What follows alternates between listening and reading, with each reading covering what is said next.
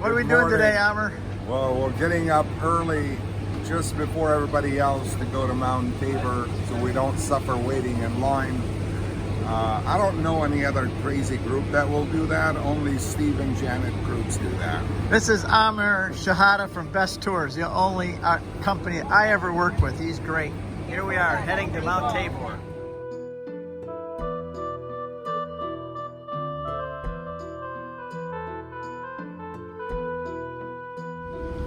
Lord God, you called the apostles Peter, James, and John up on Mount Tabor to reveal to them your glory and to strengthen their faith. As we prepare to ascend Mount Tabor, we ask that you increase our faith in the divinity of Jesus Christ as well. Not too far from you nowadays, I'm sorry to tell you that. You Americans, you think you live on the other side of the ocean. That's not gonna get you. Well, the jet age melody made it possible for them to even cross the ocean and come to the United States. And if I want...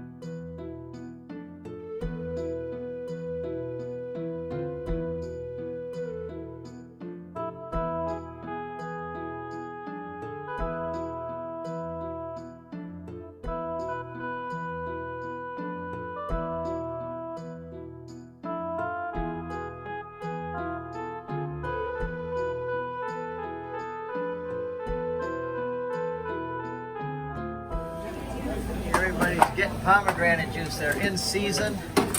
Cut them up, and Minham puts them in there and smashes them. One. And there comes the pomegranate juice.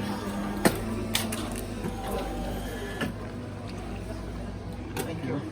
So here we're going up Mount Tabor. It's 1,900 feet below.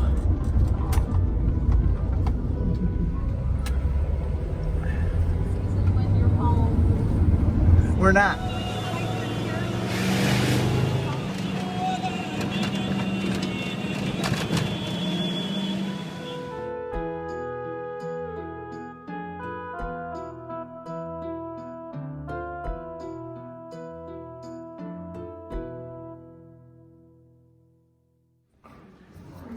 We're here at the Transfiguration for Mass.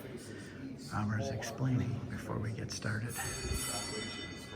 And there the Mass is going to start.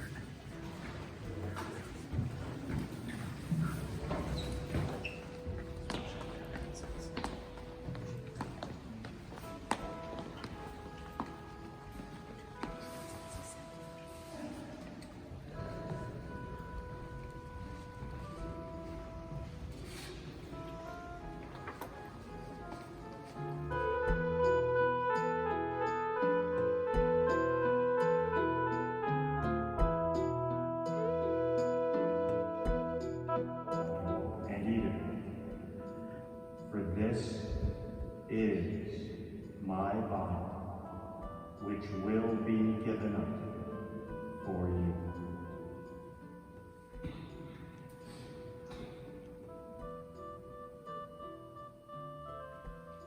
Holy Mary, Mother of God, pray for us sinners now and at the hour of our death. Amen. Hail Mary, full of grace, the Lord is with you.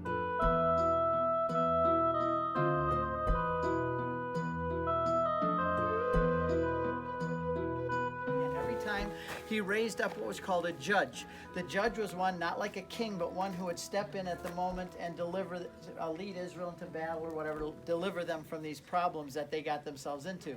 Well, there was a king of Hatzor to the north, and he was coming down to attack Israel in one of these times. And Deborah was the judge at the time, a woman judge named Deborah. She was on top of this mountain.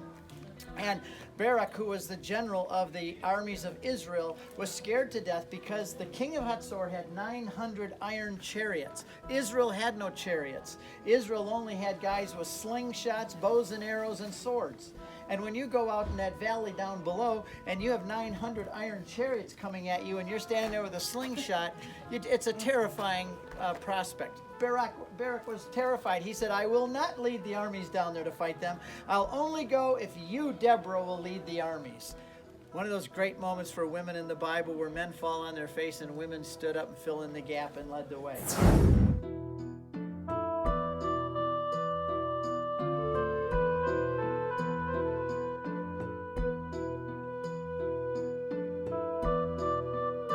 Leader of this group. We're going to Cana now to the wedding church. And here we come. Here's Amr, our local guide and friend. And here comes the group. Abuna Sean.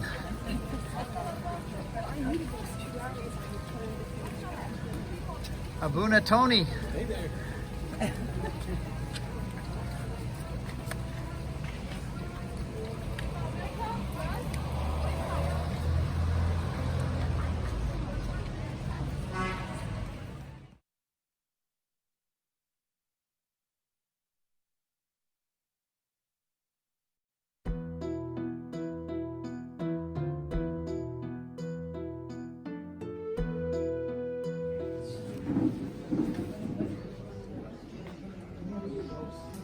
To the husbands, repeat after me.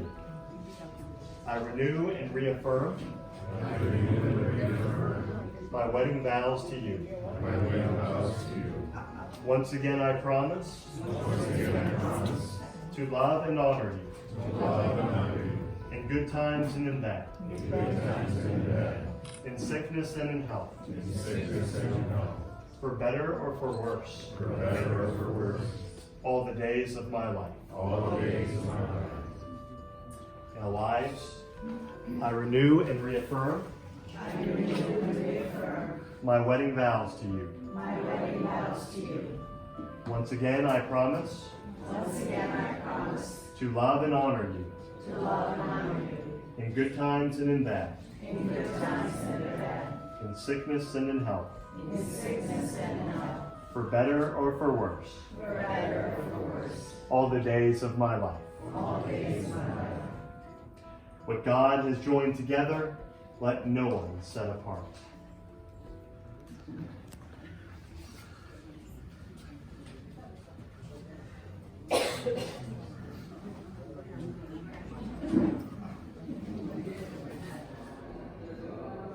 We are currently under the Church of Cana.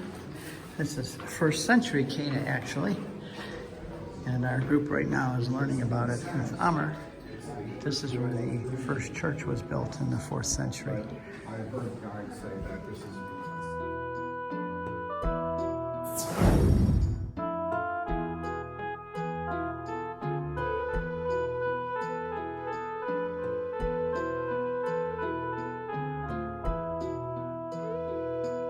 Arrived at the YMCA for lunch. We like to support the Christians here, and this is really a center of Christian culture here in Nazareth, so we're having lunch here.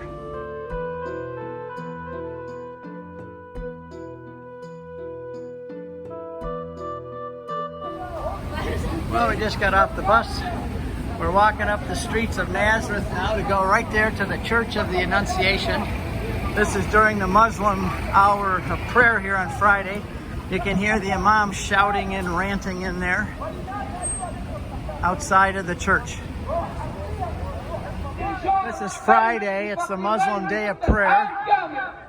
You can hear him speaking out over the loudspeaker. I don't sense a lot of love and joy going on here. We're now at the Church of the Annunciation. Look at this beautiful church. It's hard to get into a picture, so I'm going to do a little video for you. Up there you have Jesus, the most important, and there you have the angel approaching Mary, because that's where the Annunciation took place, right under here. And then you have the 4 Gospels, and there's the beauty of this church.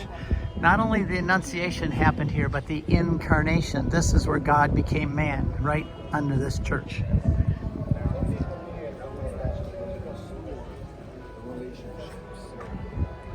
when Israel got the relationship restored and fixed with the Vatican.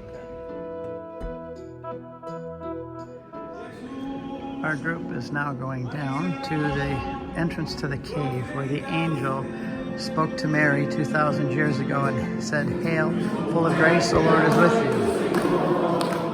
They have a Spanish Mass going on here in front of the Grotto of the Annunciation. We're praying as we're here, the first mystery, the first joyful mystery.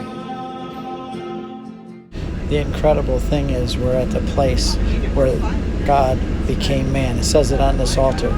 The Word became flesh here.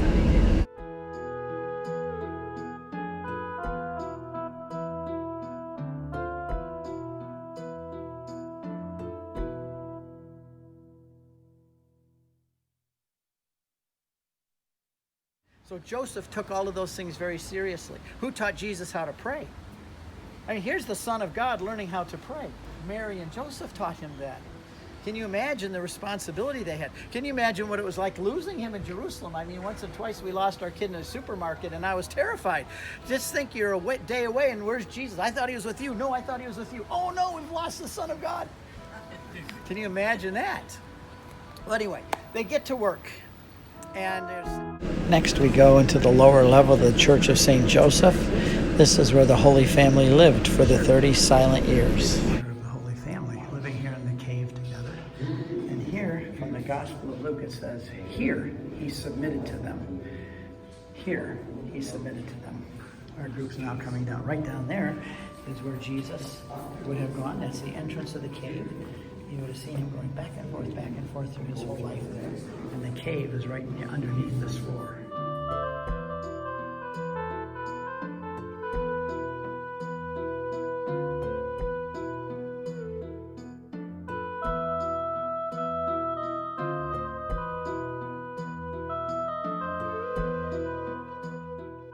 We walked back through Nazareth to our bus, and we left and headed back to our hotel.